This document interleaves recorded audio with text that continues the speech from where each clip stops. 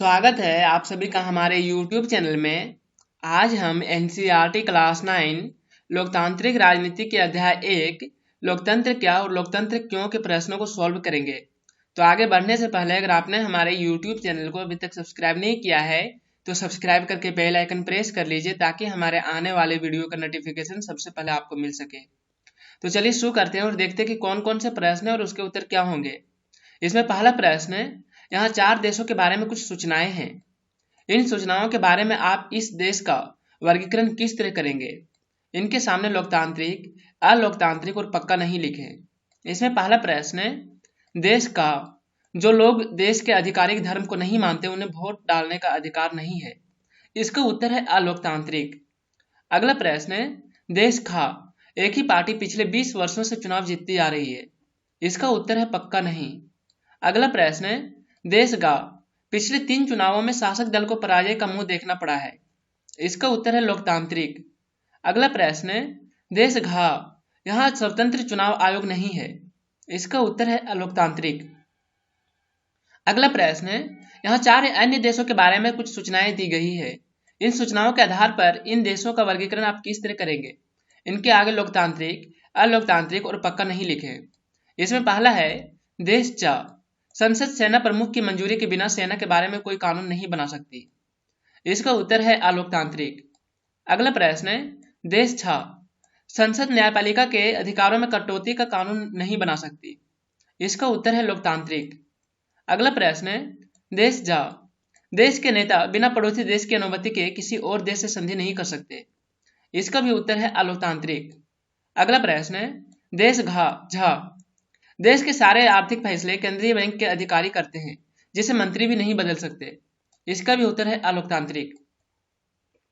अगला प्रश्न, इनमें से कौन सा तर्क लोकतंत्र के पक्ष में अच्छा नहीं और क्यों। जिसमें पहला तर्क है, लोकतंत्र में लोग खुद को स्वतंत्र और समान मानते हैं। दूसरा, लोकतांत्रिक व्यवस्थाएं दूसरों की तुलना में टकरावों को ज्यादा अच्छी तरह सुलझाती है। तीसरा, लोकतांत्रिक सरकारें लोगों के प्रति ज्यादा उत्तरदायी होती है। और चौथा, लोकतांत्रिक देश दूसरों की तुलना में ज्यादा समृद्ध होते हैं। तो इसका उत्तर है लोकतांत्रिक देश दूसरों की तुलना में ज्यादा समृद्ध होते हैं। अगला प्रश्न है, इन सभी कथनों में कुछ चीजें लोकतांत्रिक है और कुछ अलोकतांत्रिक। हर कथन में इन चीजों को अलग अलग करके लिखिए। जिसमें पहला प्रश्न है, एक मंत्री ने कहा कि संसद को कुछ कानून पास करने होंगे जिसे विश्व व्यापार संगठन WTO द्वारा तय नियमों की पुष्टि हो सके। इसमें लोकतांत्रिक चीज है, संसद को कुछ कानून पास करने होंगे। और अलोकतांत्रिक चीज है, विश्व व्यापार संगठन द्वारा तय नियमों की पुष्टि हो सके। अगला प्रश्न है, चुनाव आयोग ने एक चुनाव क्षेत्र के सभी मतदान केंद्रों पर दोबारा मतदान का आदेश दिया जहां बड़े पैमाने पर मतदान में गड़बड़ी की गई थी। इसमें लोकतांत्रिक चीज है, चुनाव आयोग ने एक चुनाव क्षेत्र के सभी मतदान केंद्रों पर दोबारा मतदान का आदेश दिया। और अलोकतांत्रिक चीज है, बड़े पैमाने पर मतदान में गड़बड़ की गई थी। अगला प्रश्न है, संसद में औरतों का प्रतिनिधित्व 10% तक ही पहुंचा है। इसी कारण महिला संगठनों ने संसद में 1/3 आरक्षण की मांग की है। इसमें लोकतांत्रिक चीज है, महिला संगठनों ने संसद में 1/3 आरक्षण की मांग की है। और अलोकतांत्रिक चीज है, संसद में औरतों का प्रतिनिधित्व 10% तक ही पहुंचा है। अगला प्रश्न है, लोकतंत्र में अकाल और भूखमरी की संभावना कम होती है। यह तर्क देने का इसमें से कौन सा कारण सही नहीं है। जिसमें पहला कारण है, विपक्षी दल भूख और भूखमरी की ओर सरकार का ध्यान दिला सकते हैं। दूसरा, स्वतंत्र अखबार देश के विभिन्न हिस्सों में अकाल की स्थिति के बारे में खबरें दे सकते हैं। तीसरा, सरकार को अगले चुनाव में अपनी पराजय का डर होता है। और चौथा, लोगों को कोई भी तर्क मानने और उस पर आचरण करने की स्वतंत्रता है। इसका उत्तर है, लोगों को कोई भी तर्क मानने और उस पर आचरण करने की स्वतंत्रता है। अगला प्रश्न है, किसी जिले में 40 ऐसे गांव हैं जहां सरकार ने पेयजल उपलब्ध कराने का कोई इंतजाम नहीं किया है।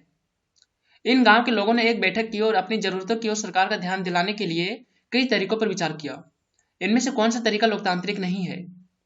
जिसमें पहला तरीका, अदालत में पानी को अपने जीवन के अधिकार का हिस्सा बताते हुए मुकदमा दायर करना। दूसरा, अगले चुनाव का बहिष्कार करके सभी पार्टियों को संदेश देना। तीसरा, सरकारी नीतियों के खिलाफ जनसभाएं करना। और चौथा, सरकारी अधिकारियों को पानी के लिए रिश्वत देना। इसका उत्तर है, सरकारी अधिकारियों को पानी के लिए रिश्वत देना। सरकारी अधिकारियों को पानी के लिए रिश्वत देना यह तरीका लोकतांत्रिक नहीं है। अगला प्रश्न है, लोकतंत्र के खिलाफ दिए जाने वाले इन तर्कों का जवाब दीजिए। जिसमें पहला तर्क है, सेना देश का सबसे अनुशासित और भ्रष्टाचार मुक्त संगठन है, इसलिए सेना को देश का शासन करना चाहिए। इसका उत्तर है, सेना देश की रक्षा के लिए महत्वपूर्ण है, किंतु यह लोगों द्वारा निर्वाचित नहीं है, इसलिए यह एक लोकतांत्रिक सरकार का गठन नहीं कर सकती। बेशक सेना सबसे अधिक अनुशासित एवं भ्रष्टाचार मुक्त संगठन है, लेकिन कोई भी यह गारंटी नहीं दे सकता कि सेना तानाशाह नहीं बनेगी। ऐसे शासन के अधीन नागरिकों के सभी मौलिक अधिकार छीन लिए जाएंगे। दूसरा तर्क, बहुमत के शासन का मतलब है मूर्खों और अशिक्षितों का राज। हमें तो होशियारों की शासन की जरूरत है, भले ही उसकी संख्या कम क्यों ना हो। इसका उत्तर है, सभी लोग कुछ सीमा तक समझदार हैं। सार्वभौमिक वयस्क मताधिकार के सिद्धांत के अनुसार हमारे देश में 18 वर्ष से अधिक आयु के सभी लोगों को मतदान का अधिकार है। समाज के कुछ वर्गों की अनदेखी करना अनुचित होगा। तीसरा तर्क है, अगर आध्यात्मिक मामलों में मार्गदर्शन के लिए हमें धर्म गुरुओं की जरूरत होती है, तो उन्हीं को राजनीतिक मामलों में मार्गदर्शन का काम क्यों नहीं सौंपा जाए। देश में धर्म गुरुओं का शासन होना चाहिए। इसका उत्तर है, राजनीति में धर्म को शामिल करने से गंभीर विवाद पैदा हो सकते हैं, क्योंकि भारत जैसे कई धर्मों के देश में अपनी विचारधाराओं में पारस्परिक मतभेदों के कारण धर्म गुरु विनाश का कारण बन सकते हैं। विश्व इतिहास में अभी तक किसी भी धार्मिक राजनेता द्वारा चलाई जा रही सरकार सफल सिद्ध नहीं हुई है। धर्म को किसी भी देश के राजनीतिक मामलों में दखल नहीं देना चाहिए। अगला प्रश्न है, इनमें से किन कथनों को आप लोकतांत्रिक समझते हैं, क्यों? जिसमें पहला कथन है, बेटी से बाप। मैं शादी के बारे में तुम्हारी राय नहीं सुनना चाहता। हमारे परिवार में बच्चे शादी वही करते हैं जहां माँ बाप तय करते हैं। इसका उत्तर है, यह कथन अलोकतांत्रिक है, क्योंकि लड़की को उसकी अपनी शादी के बारे में राय व्यक्त करने के अवसर से वंचित किया जा रहा है। दूसरा कथन, छात्र से शिक्षक। कक्षा में सवाल पूछकर मेरा ध्यान मत बढ़ाओ। इसका उत्तर है, यह कथन भी अलोकतांत्रिक है, क्योंकि छात्र को प्रश्न पूछकर अपना संशय दूर करने के अधिकार से वंचित किया जा रहा है। तीसरा तर्क, अधिकारियों से कर्मचारी। हमारे काम करने के घंटे कानून के अनुसार कम किए जाने चाहिए। इसका उत्तर है, यह कथन लोकतांत्रिक है, क्योंकि यह ऐसे नियम या कानून की मांग करता है जो कर्मचारियों के लिए लाभप्रद हो। अगला प्रश्न है, एक देश के बारे में निम्नलिखित तथ्यों पर गौर करें और फैसला करें कि यह आप इसे लोकतंत्र कहेंगे या नहीं। अपने फैसले के पीछे तर्क भी बताएं। जिसमें पहला कथन है, देश के सभी नागरिकों को वोट देने का अधिकार है और चुनाव नियमित रूप से होते हैं। इसका उत्तर है, ऐसा देश लोकतांत्रिक है, क्योंकि देश के सभी नागरिकों को मतदान का अधिकार है और नियमित रूप से चुनाव कराए जाते हैं। अगला कथन है, देश के अंतर्राष्ट्रीय एजेंसियों से ऋण लिया। ऋण के साथ वह यह शर्त जुड़ी थी कि सरकार शिक्षा और स्वास्थ्य पर अपने खर्चों में कम करेगी। इसका उत्तर है, लोकतंत्र नागरिकों की गरिमा में बढ़ोतरी करता है।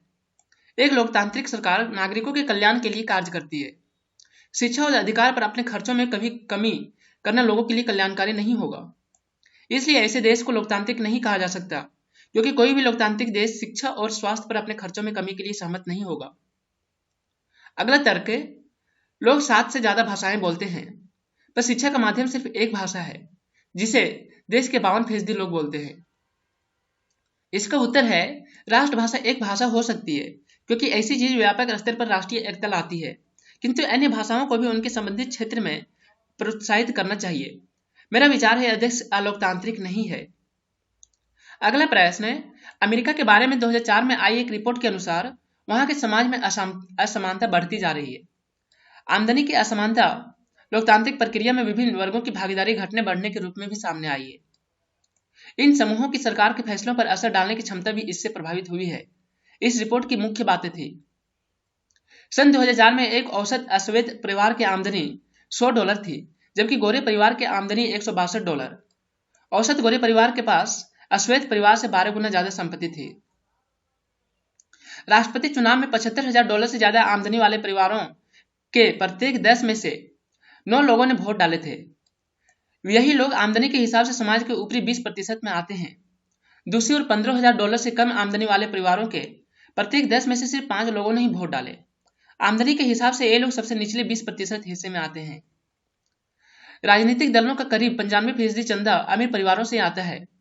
इससे उन्हें अपनी राय और चिंताओं से नेताओं को अवगत कराने का अवसर मिलता है। यह सुविधा देश के अधिकांश नागरिकों को उपलब्ध नहीं है।